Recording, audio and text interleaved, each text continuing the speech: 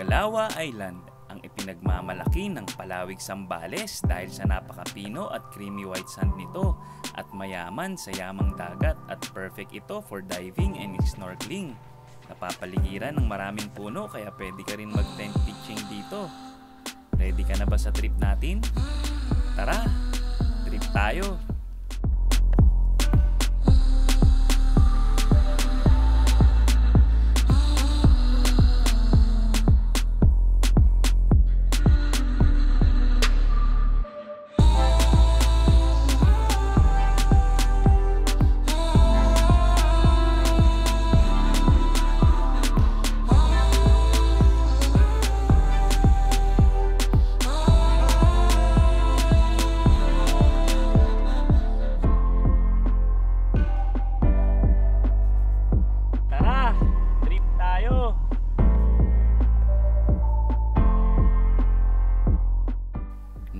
Panahon ay parte pa ng Sitio Luan ang Magalawa Island at paglipas ng panahon ay tumaas ang tubig at nawala na ang nagdurugtong na lupa sa Sitio Luan at sa Magalawa Island kaya't naging isa na itong isla at tinawag nila itong Magluwa o ang ibig sabihin ay dalawang lugar at kalaunan ay naging Magalawa Island.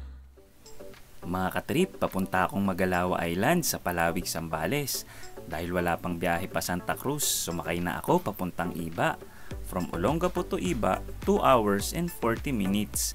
Tapos sa Iba Terminal na ako nag-transfer papuntang Santa Cruz. Mga katrip, nandito na tayo sa Iba, Zambales. So wala kasi kanina na sa biyaheng Santa Cruz. So dito tayo mag-transfer. From Iba, sakay tayo ng Santa Cruz, tapos bababa tayo ng Palawig. So yun yung susunod na bayan. And bababa daw tayo sa Radio Veritas Road sa Barangay Pangolinan. Tapos mag-tricycle tayo doon, papunta doon sa may drop-off point, papunta ng Magalawa kung saan tayo sasakay bangka. 40 minutes naman ang biyahe from Iba to Radio Veritas Palawig. Mga katrip, dito na tayo sa Radio Veritas sa may Palawig. So dito tayo sasakay ng tricycle papuntang Armada. 200 pesos per head ang bayad sa tricycle. May mga part na malubak kaya kailangan mag-ingat. Lakas si nanay. Mga katrip, dito na tayo sa may parking ng Armada. Dito tayo maghihintay ng bangka. Nandito tayo sa Sitio Luan, 150 pesos ang bayad per head sa bangka.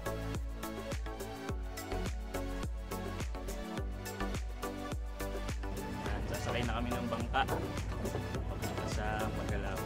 Mga katrip, nandito na tayo. No? Nakikita na natin yung Magalawa Island. So malapit lang siya, mga 15 minutes lang yung ride sa bangka. And maganda yung nasakyan namin, malaki yung bangka ng Armada. So marami kayong dala, ilalagay nyo na maayos, hindi kayo masyadong siksikan. Yun lang yung mahirap, yung papasok may mga part na rough road talaga. So yun, kasama yun sa adventure natin.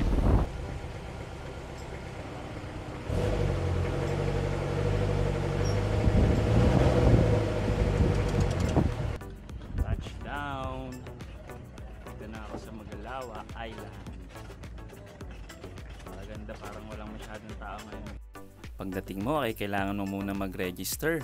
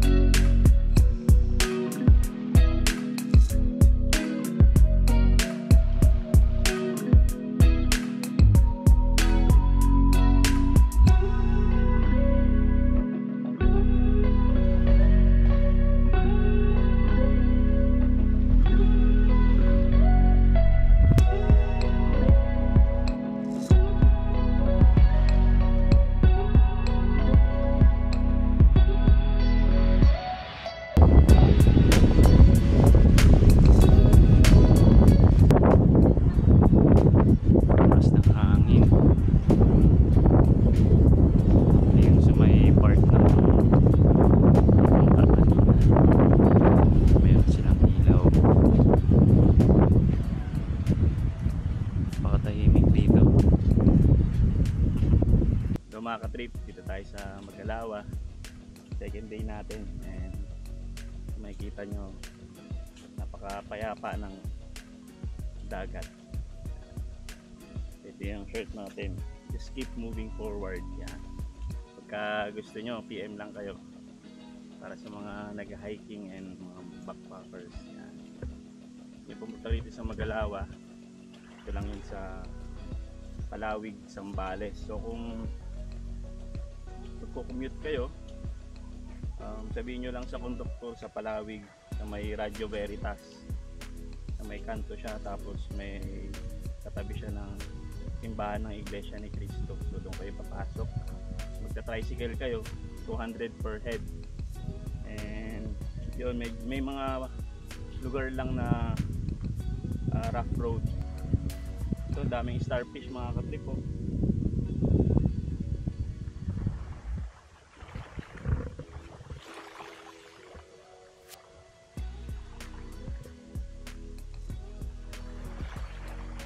Lalaki ng starfish. Malaki sa kamay ko. Mga katrip, nandito tayo sa may sandbar. Yan. Makikita nyo, malapit lang tayo sa pinaka-land. So dati daw connected siya, so hindi naman siya dating island. Siguro as time goes by, lumubog na and naging isa na siyang isla. Mga katrip, ganito yung mga cottages nila. So dito lagi nyo lang tatandaan na yung meron silang entrance fee. So kung day tour, 200 per head, and kapag overnight ka is 500. So bukod pa yun dun sa accommodation mo. So kung kukuha ka ng rooms, magbabayad ka pa rin ng 500 kung overnight ka per head yun. Tapos yung boat, kung may kasabay ka, 150 lang, pero kapag ka special 300 per head. So kung magte-tent pitching ka naman, may bayad din kung may sarili kang tent, and kung magre-rent ka sa kanila ng tent. So tingnan nyo na lang sa page nila kung magkano yung mga rates nila. Ito naman mga katrip, yung grilling area nila. So kung mag-iihaw kayo, dito kayo pupesto. Tapos dito naman yung common washroom nila. Yan. Ito yung lababo.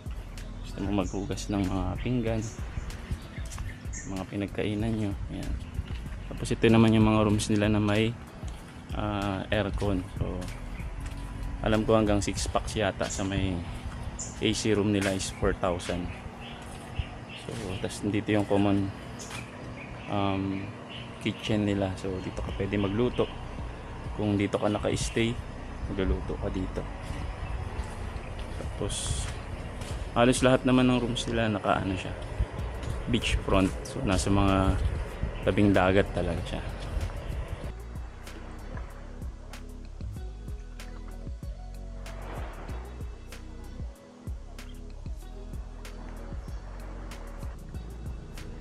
Sarap maligo.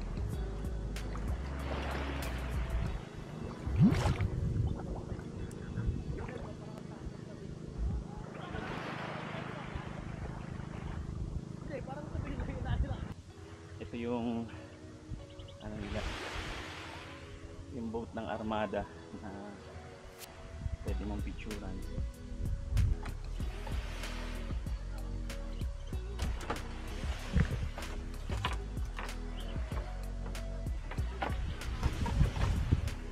Dito po, ito parang ang Titanic.